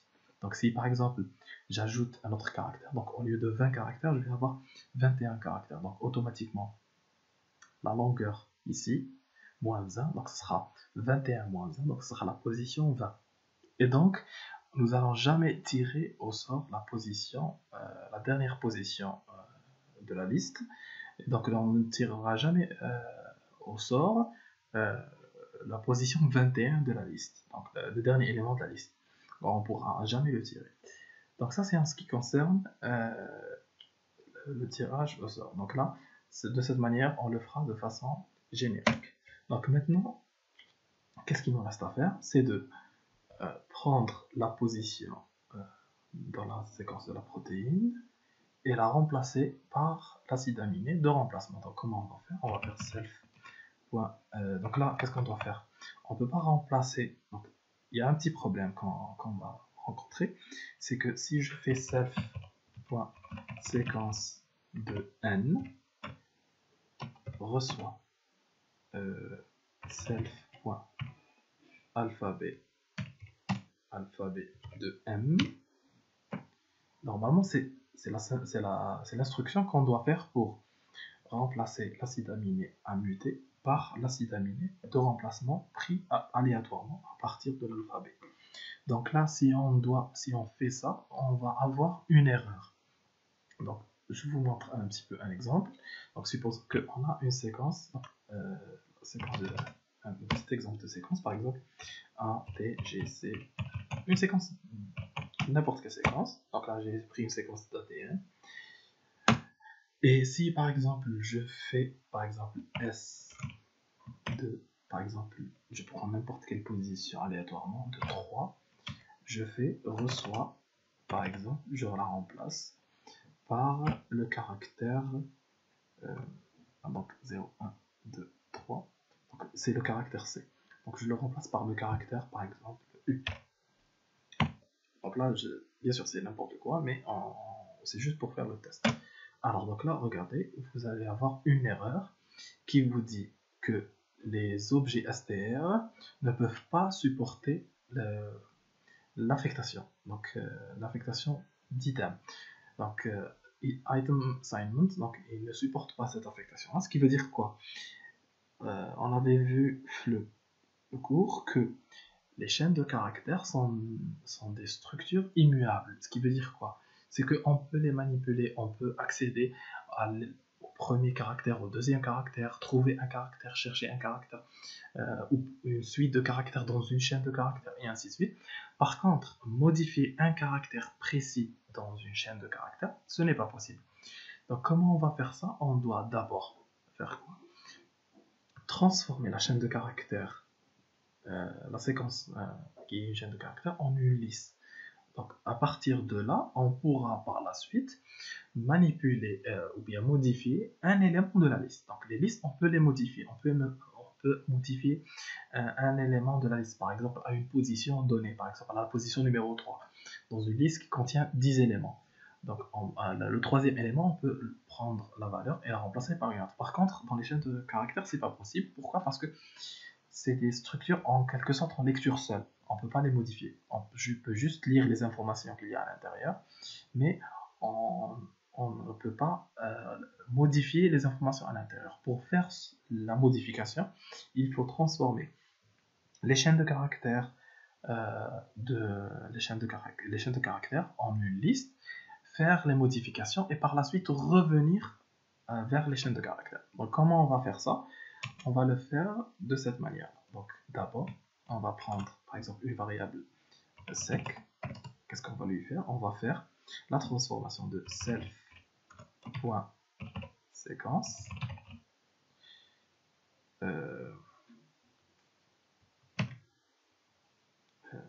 alors, donc pour faire cette transformation, qu'est-ce qu'on va faire? Donc, on a le self.séquence, on va le transformer en liste. Comment on va faire? On va utiliser le nom de la classe liste. Donc tout simplement, on met le self, la séquence, on la met en paramètre de la classe liste. C'est une instantiation d'une liste à partir d'une chaîne de caractères. Donc qu'est-ce qui va se passer? Il va prendre la séquence, les chaînes de caractères qui se trouvent dans l'attribut séquence, il va la diviser, la splitter, en quelque sorte en utilisant la fonction split, il va la splitter en plusieurs caractères individuels, et chaque caractère sera un élément de la liste. Donc automatiquement, qu'est-ce qu'on va avoir dans la variable sec? On va avoir une liste. Donc si on veut par exemple avoir un nom plus explicite, je pourrais l'appeler L, pour dire que c'est une liste. Voilà. Donc ensuite, qu'est-ce que je vais faire? Donc je vais prendre la position L de N, donc la position à muter dans la liste. Donc les positions vont rester les mêmes. Donc le premier caractère de la chaîne de caractères de la séquence, c'est le premier élément de la liste. Le deuxième caractère de la chaîne de la séquence, c'est le deuxième élément, et ainsi de suite. Le dernier caractère de la séquence, c'est le dernier élément de la liste. Donc les positions ne changeront pas. Donc ce qu'il y a, la taille de L ici et la taille de séquence sont les mêmes. Donc s'il y a 20 caractères dans la séquence ici, il y aura 20 éléments dans la liste L et aux mêmes positions. Donc là, je vais faire quoi? L de 1 reçoit quoi? Reçoit self, celle qu'on avait écrite tout à l'heure, self.alpha b, donc de 1. Donc ce qui a changé, c'est cette partie. Donc on ne pouvait pas affecter une chaîne de caractères. On ne pouvait pas affecter une chaîne de caractères. Un caractère dans une chaîne de caractères, on ne pouvait pas le remplacer par un autre caractère. Donc là, c'est possible. Maintenant, qu'est-ce qu'on va faire? On va retransformer cette liste-là, L, qui a maintenant un nouveau caractère modifié, muté, un acide aminé muté. On va la retransformer en chaîne de caractères. Donc c'est une liste qu'on va revenir, on va la retransformer en chaîne de caractères. Comment on va faire? Donc ça sera, on va la remettre dans le, donc soit on la remet dans le self.séquence, mais ce qui n'est pas le cas. Donc là on a juste fait une mutation, donc on va aller faire protéine-du8 muté, reçoit, qu'est-ce qu'elle va recevoir? Elle va recevoir, comment on va retransformer? On va faire chaîne de caractères point. Il y a une fonction qui permet d'ajouter à n'importe quelle chaîne de caractères tous les éléments d'une liste.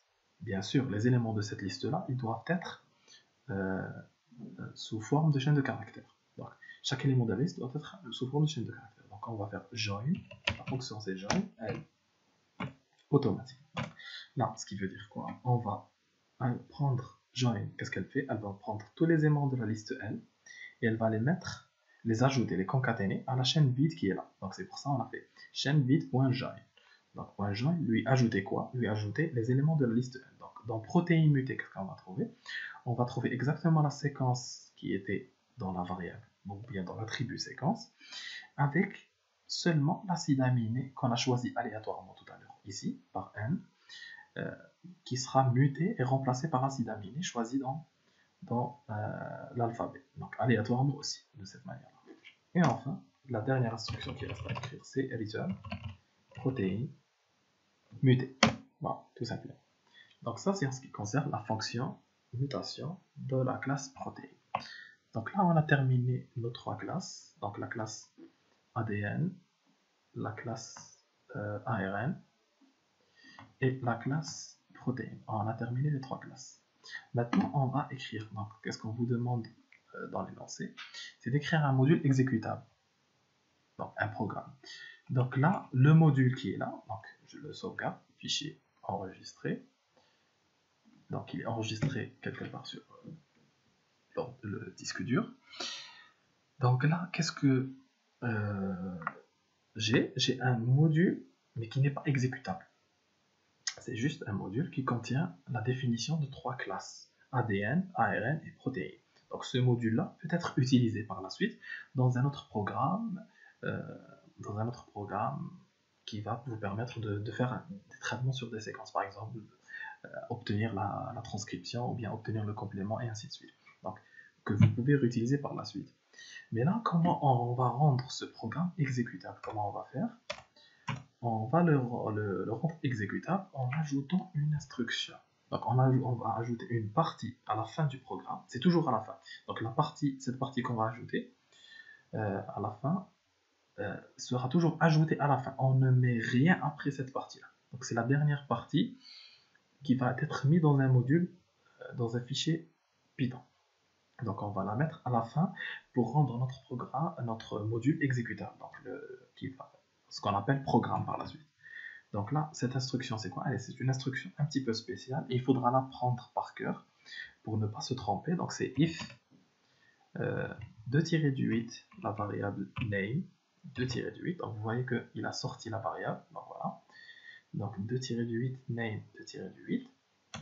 est égal à quoi? À une valeur un petit peu spéciale. Donc la valeur c'est 2-8 main. Voilà, tout simplement. C'est pour dire, qu'est-ce que ça veut dire? Ça veut dire, est-ce que... Donc cette variable name, c'est une variable interne à Python. Donc quand on exécute le programme, ce fichier, quand on va exécuter ce fichier-là, il va devenir un programme exécutable. Donc quand il va tester if name est égal, la variable name, il va la tester. Donc automatiquement, c'est un main. Pourquoi? Parce qu'on a exécuté ce fichier-là, ce module-là, en tant que programme principal. Donc c'est lui le main, c'est lui le principal programme en cours d'exécution. Donc if name est égal à main, qu'est-ce qui va se passer? Donc là, on va mettre les instructions. Qu'est-ce qu'on vous a dit en énoncé? On vous a dit écrire un module exécutable qui demande à l'utilisateur d'introduire une séquence. Donc on va lire une séquence et qui lui propose les différentes opérations possibles sur ces séquences, sur la séquence, donc sur cette séquence-là. Donc on va lui proposer une sorte de liste d'opérations à effectuer. Donc là, on va d'abord lire la séquence. Donc on va utiliser des print et des input. Donc print c'est pour faire l'affichage, input c'est pour faire la lecture. Donc on peut utiliser le input, donc vous avez vu déjà dans le cours que la fonction input peut faire les deux à la fois. Elle peut faire d'abord un print, elle affiche un message à l'utilisateur, et par la suite, elle va lire ce qu'il va saisir au clavier. Voilà, donc on va utiliser, dans ce cas, on va utiliser la fonction input. Donc on va écrire séquence, la variable séquence reçoit input. On va dire à l'utilisateur entrez votre séquence. Voilà, deux points, tout simplement. Voilà. Ensuite, qu'est-ce qu'on va faire? Maintenant, on va faire directement l'affichage des choix à l'utilisateur. Donc, qu'est-ce qu'on va faire? On va lui offrir les différentes options possibles à faire sur la séquence qu'il aura saisie. Donc, faire le complément, ou bien faire la traduction, la transcription, ou bien faire la traduction, ou bien la mutation. Donc là, on va faire une sorte de menu avec des choix. Donc, choix 1, complément, choix 2, transcription, choix 3, traduction, choix 4, mutation, ou bien choix 5, généralement on met un dernier choix pour dire à l'utilisateur pour offrir à l'utilisateur la possibilité de quitter le programme. Alors, donc là, on va faire ce menu-là. Donc, bien sûr, là, il faudra préciser à l'utilisateur, donc, entrez votre séquence d'ADN, ARN ou protéines. Lui préciser quel est le type de séquence qu'il veut saisir.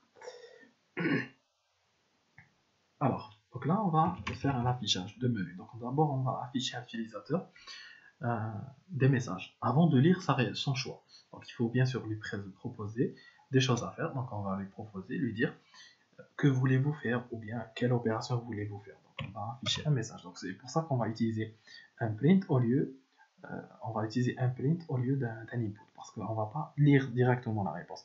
On va d'abord afficher un menu. Donc print quelle opération voulez-vous faire sur votre séquence. Point d'interrogation, ou bien deux points, c'est comme vous voulez. Alors, donc là, on va écrire print. Donc, c'est toujours une chaîne de caractères. 1.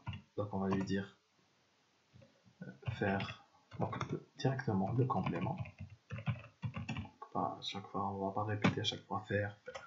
Alors, print. Alors, print choix numéro 2. Donc là, transcription. Print 3 la traduction et print 4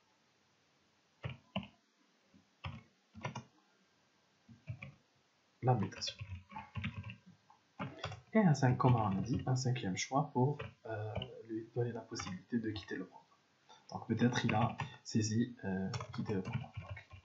quitter le programme.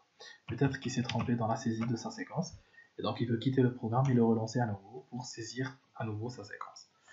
Donc là, maintenant on lui a posé la question. Donc maintenant on lui a donné une liste de choix à faire, donc il doit saisir un des 5 chiffres, une des 5 valeurs suivantes. Donc soit le 1, soit le 2, soit le 3, soit le 4, soit le 5. Donc, on va utiliser la fonction input. Donc on va faire une variable choix, on reçoit input, entrer le numéro de votre choix. Voilà, donc là, on va faire ça. Donc là, il faut faire attention. La fonction input, il faut garder à l'esprit que la fonction input retourne toujours une chaîne de caractères. Donc là, donc dans le premier input qu'on a fait ici, qui est là, donc input entrer votre séquence d'ADN, ou ARN ou bien protéine.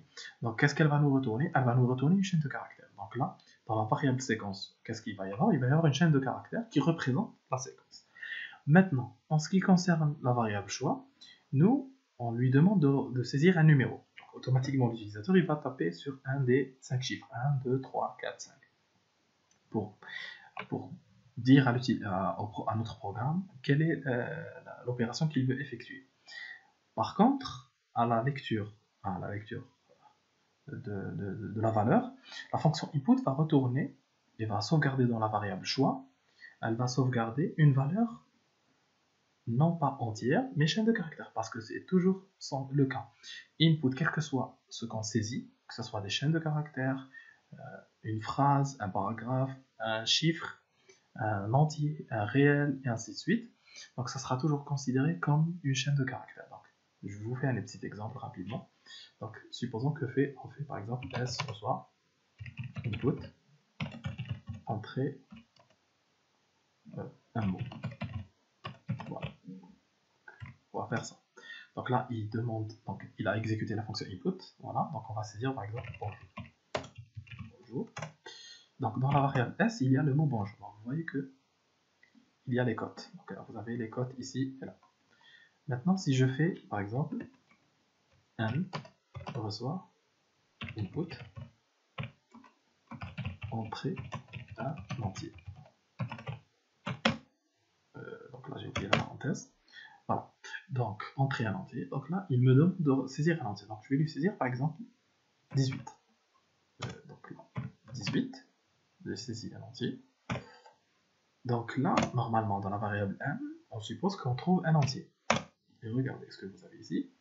Vous avez non pas un entier, mais une chaîne de caractères qui représente les caractères 1 et 8, donc 18. Donc ce n'est pas un entier. Donc si je fais type n, donc qu'est-ce qu'il va me dire? Donc la fonction type, c'est pour définir le type d'une variable. Donc regardez, classe str, donc c'est une chaîne de caractères. Donc maintenant, pour pouvoir transformer ce que nous renvoie la fonction input en entier, par exemple, donc qu'est-ce qu'on doit faire? On doit ajouter quelque chose. Donc on va faire par exemple n reçoit int entre parenthèses. Donc pour transformer toute chaîne de caractères en entier, bien sûr, la chaîne de caractères saisie, elle doit correspondre à un entier. Par contre, si on saisit un caractère, il ne sera jamais transformé en entier. Et on va avoir une erreur. Donc là, je vais faire int, entre parenthèses, input, entrée, entier, deux points, et je ferme la parenthèse. Donc la première parenthèse c'est pour le input, la deuxième parenthèse c'est pour le int. Donc là, il me demande un entier, donc je vais saisir par exemple 36, voilà, donc j'ai 36. Donc dans la variable 1, qu'est-ce qu'il y a? On remarque qu'il n'y a plus les cotes. Donc il n'y a que le chiffre 36. Donc, et si je fais type 1, donc regardez, classe int. Donc c'est ce qu'on va faire ici. Donc libre à vous, vous pouvez faire tel quel et par la suite tester sur choix. Donc, par contre, le test il se fera de cette manière-là. If choix est égal à 1. De cette manière-là. Vous pouvez faire de cette manière-là et continuer, donc garder la fonction input sans faire le int et tester par contre choix en tant que chaîne de caractères, ou bien donc je peux faire de notre manière. Donc j'ajoute le int, j'ajoute une parenthèse à la fin, voilà, et par la suite je fais if choix est égal à directement à un chiffre. Donc ce sera if choix est égal à 1. Donc qu'est-ce que je vais faire? If choix est égal à 1, ce qui veut dire quoi? Ce qui veut dire que l'utilisateur veut faire le complément. Or, tout à l'heure, on a mis la méthode complément, où on l'a mise. Donc voilà la méthode complément. On l'a mise dans la classe ADN. Donc ce qui veut dire quoi? On va instancier un objet de la classe ADN. Donc on va faire quoi? Une variable qu'on appellera ADN en minuscule. Donc ADN, supposons qu'on va l'appeler ADN 1. Voilà. Donc ADN. Donc qu'est-ce qu'on doit donner à la classe ADN? Donc là, qu'est-ce qu'on va mettre en paramètre? On va mettre en paramètre ce qu'on avait vu tout à fait au début, quand on a parlé du constructeur. Donc on a dit que on a le constructeur, c'est le init. Il a deux paramètres. Le self, c'est un paramètre interne. On ne va pas le passer. Et on a quoi? Ici, on a le sec. Donc c'est ça qu'on va passer. On va passer une séquence. Donc là, c'est ce qu'on va passer ici. Donc, automatiquement, on va passer la variable séquence qu'on a lue au préalable, ici, au début, ici. Voilà, donc la variable séquence. Donc là, on a lu la séquence. Par la suite, qu'est-ce qu'on va faire? On va faire le complément. Donc, on va faire une variable complément. Donc, qu'est-ce qu'on va faire? ADN1 point ADN1 point complément. On appelle la fonction complément. Voilà. Et qu'est-ce qu'on va faire? On va afficher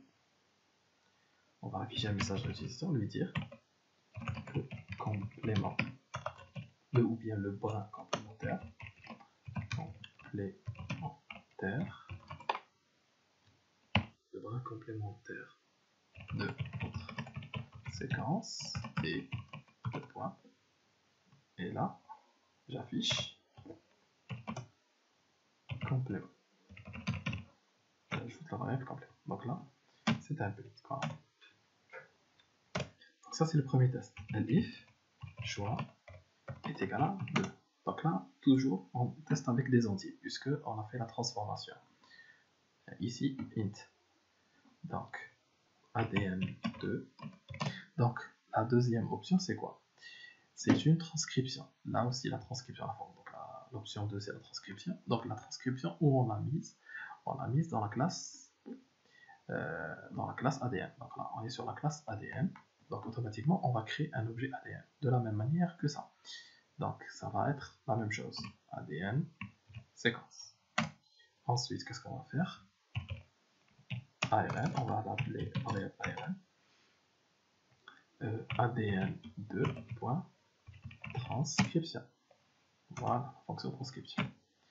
Automatiquement, donc là, qu'est-ce qu'on va afficher? Bien sûr, on va afficher à l'utilisateur. Bien sûr, on va afficher à l'utilisateur ici un message print ARN transcrit et voilà, j'ai oublié les deux points, virgule, ARN. Et je ferme la parenthèse.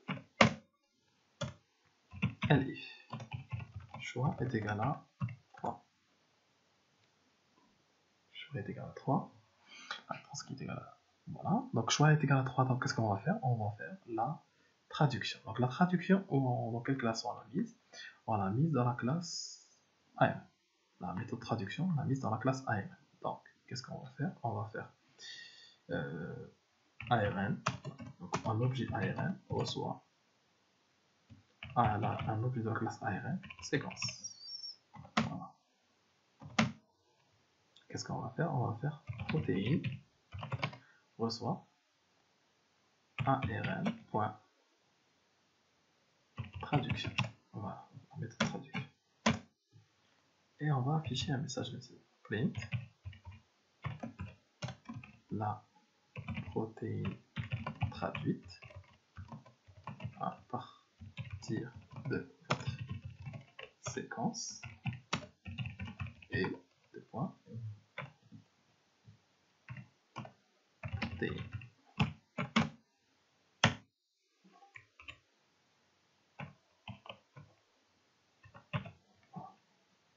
Donc ça c'est le troisième choix. Quatrième choix, la mutation. Elif choix choix est égal à 4. Donc choix est égal à 4. Donc qu'est-ce qu'on va faire? On va faire la mutation. Donc la mutation, on l'a mise dans la classe protéine. Donc elle est là. Dans la classe protéine. Voilà la mutation. Donc on va créer un objet de la classe protéine. Donc prot reçoit protéine séquence. Voilà. Et donc on va faire protéine. On va faire protéine M pour dire que c'est une protéine mutée. Ou bien on va l'appeler protéine prot2. Donc c'est pour dire que c'est une deuxième protéine. Donc ça sera prot.mutation. Voilà. Donc print la protéine mutée et on affiche prot2.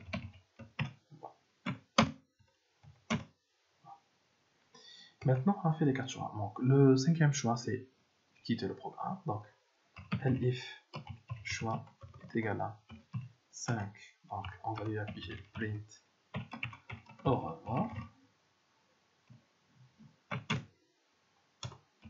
Elif, donc il reste quoi?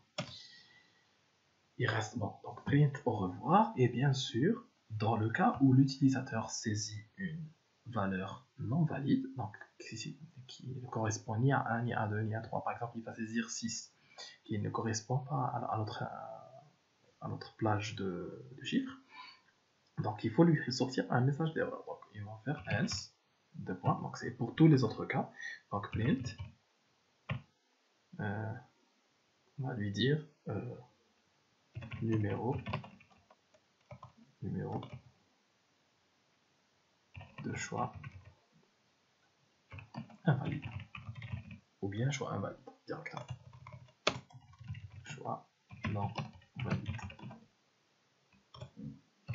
Tout simplement. Donc ça c'est en ce qui concerne. Votre programme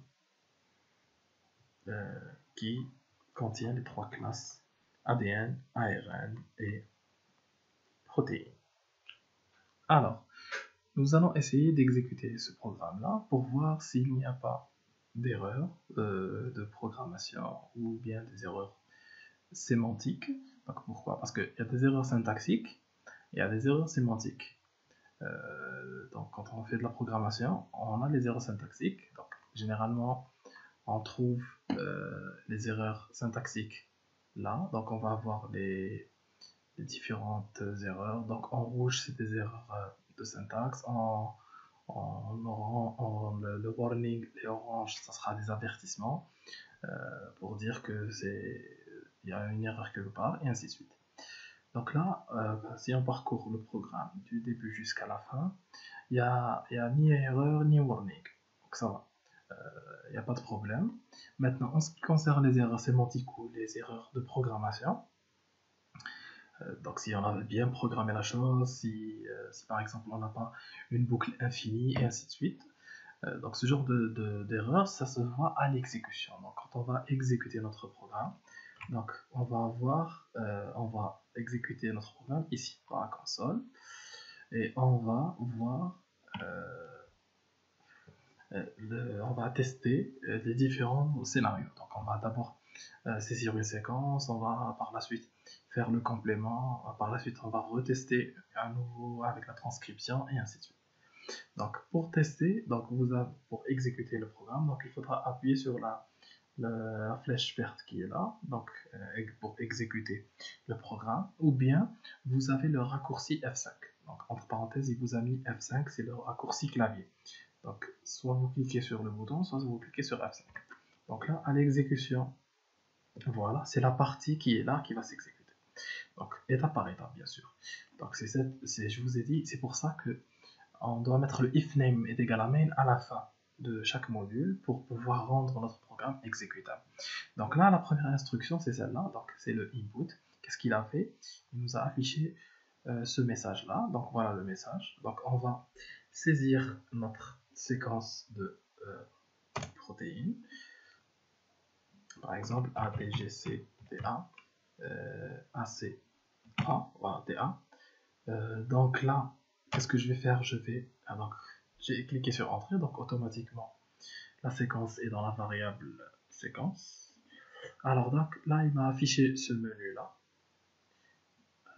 Voilà, et ensuite, il me demande le choix. Donc là, il est en train d'exécuter cette instruction. Donc il me demande le choix. Donc je vais saisir la première opération, donc c'est le complément. Donc là, on a quoi? On a le brin complémentaire de votre séquence, et voilà, donc c'est celui-là. Donc si on vérifie un petit peu, A, T, T, A, G, C, et ainsi de suite. C, G, A, T, C, G, T, A, et A, T. Voilà, donc le complément, ça marche. Donc la fonction complément fonctionne très bien en ce qui concerne la séquence d'ADN. Alors, donc là, il a exécuté cette partie-là. Donc c'est le if choix est égal à 1. Donc il a exécuté cette partie-là. Ensuite, maintenant, donc là, vous voyez, donc vous avez in one, c'est-à-dire c'est la première exécution. Donc il a fait la première exécution. Donc là, en quelque sorte, vous allez pouvoir faire une deuxième exécution. Donc là, je clique à nouveau, il me réexécute. Donc je vais saisir une autre séquence. Voilà. Donc là, je vais faire quoi? Je vais faire la transcription. Donc la transcription, donc entrez votre séquence d'ADN. Donc j'ai saisi la séquence, je choisis numéro 2. Ah, donc là, regardez, j'ai choisi donc 2, la transcription. Donc qu'est-ce qu'il a dit? Voilà, traceback. Donc là, c'est le parcours de l'exécution. Donc qu'est-ce qu'il a fait? C'est qu'il a exécuté ARN reçoit ADN2.transcription. Donc il a exécuté cette instruction-là. Et ensuite, il a dit que c'est dans la fonction in transcription, donc c'est dans la fonction transcription, if self.séquence est égal à t. Donc si on va aller à la fonction transcription, alors donc il vous a donné, si vous voulez, la ligne qui a généré l'erreur, line 26. Alors la ligne 26, c'est celle-là. Donc c'est cette ligne-là. Effectivement, il y a une erreur. Donc là, on a fait for i in range de 0 jusqu'à self.type. Donc là, if self.séquence, donc déjà, il y a une erreur dans le nom. Donc c'est pas séquence avec S, mais c'est séquence sans S. Donc ça, c'est déjà une erreur. Ensuite, deuxième erreur, c'est comme on avait fait ici. Donc c'est séquence, if self de séquence de i. Là, on a oublié l'indice. C'est pour ça qu'il a fait cette erreur. Donc normalement, en corrigeant ça, donc ça devrait marcher. Donc je relance à nouveau le programme. Alors, donc je saisis une séquence telle quelle. Voilà. Quelconque, plutôt. Donc je choisis numéro 2. Voilà. Donc qu'est-ce qu'il a donné? Donc on avait fait le remplacement des D par U. Donc qu'est-ce qu'on a? On a A, T. Donc T est devenu U et le reste est resté identique. Donc là aussi, notre fonction transcription fonctionne très bien. Donc on réexécute à nouveau. Donc là, on va passer à la méthode traduction. Donc là, pour faire la traduction, donc on va saisir une séquence d'ARN. Donc on va par exemple saisir une séquence UCC, UAG. Et on va essayer de voir dans le tableau des codons UAG. Donc là, j'ai tapé UAG, donc je vais essayer de taper autre chose, UGG, AUG, UH. Voilà. Donc pour avoir un condensat. Donc là, c'est un multiple de 3. Alors, donc là, c'est un multiple de 3. Donc je saisis. Je choisis étape numéro 3. Donc option numéro 3. Donc voilà. Il m'a donné la protéine, c'est SWM. Maintenant, si vous regardez, UCC c'est un premier codon. C'est ce qui correspond U, C, U, C, c'est le S, c'est la série. Ensuite, vous avez UGG, donc U, G et G, c'est la tryptophane, W. et UAG, AUG plutôt, AUG, voilà, c'est la méthionine. Et ensuite on a UAG, UAG c'est un codon stop, il est là. Donc c'est le codon stop. Donc automatiquement il a pas traduit, ça s'est arrêté. Maintenant je vais refaire la traduction, mais en saisissant une, on va saisir une séquence qui n'est pas multiple de 3. Ah, donc je fais numéro 3, option numéro 3. Voilà. Donc qu'est-ce qu'il nous a dit? String index out of range. Donc il est où? À la ligne 66. Donc à la ligne 66, voilà, là, à la ligne 66, celle-là, c'est le i plus 1. Il a dépassé l'index du tableau. Donc ce qui veut dire quoi? C'est que je veux dire que ce n'est pas un multiple de 3. Ce qu'on a oublié de faire, c'est que avant de faire la transcription, on aurait dû tester. Donc voilà, ça c'est un oubli, c'est un test qu'on a oublié de faire. Donc là, choix numéro 3. Donc tout ce travail-là, ça veut dire que on le fait quand on a une séquence multiple de 3. Dans le cas où on n'a pas de séquence multiple de 3, donc on affiche un message à l'utilisateur pour lui dire que votre séquence n'est pas un multiple de 3. Donc if séquence, donc len de séquence, len de séquence modulo